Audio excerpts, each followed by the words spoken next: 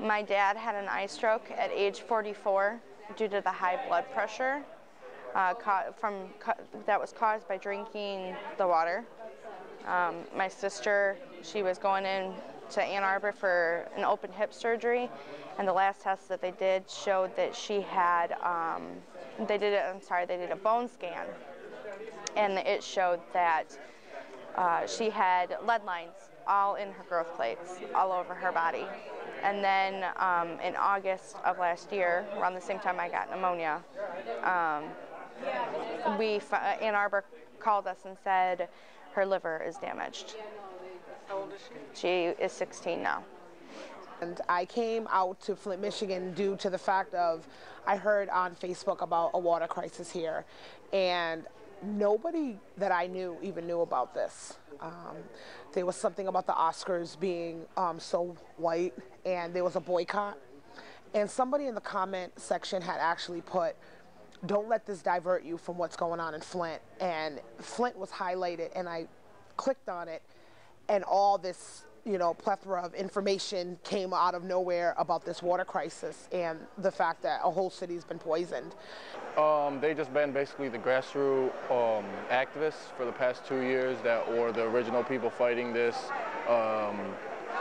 speaking up against the unclean water, the discoloration, the smell, and just have been the main people fighting throughout this whole dilemma. I don't think this is just a race crisis. I think this is a poverty crisis. And I think these people, because of the class that they're in and the level that they are, on the social hierarchy, is determining whether they live or die. And I just think that this is ridiculous. And I feel like this is something that definitely needs to be addressed, like right now, and be exposed for what it really is.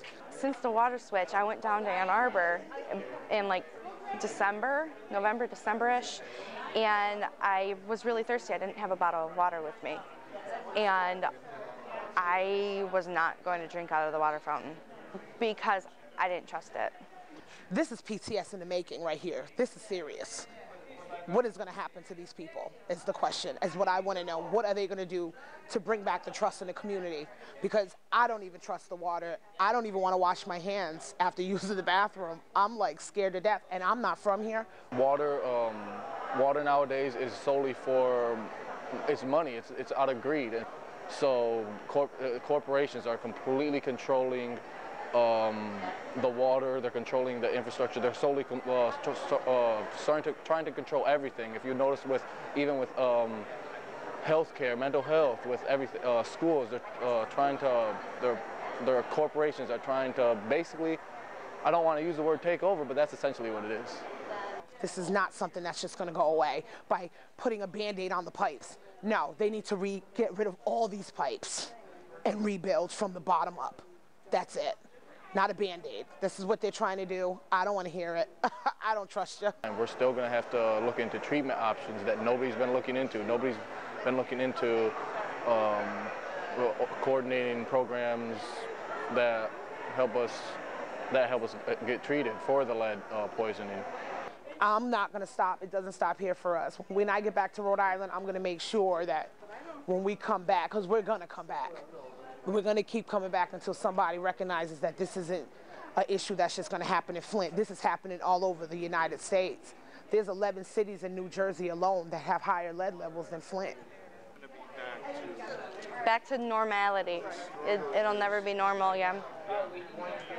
But our lives matter. All people's lives matter, and that's the bottom line. It's the lives matter here.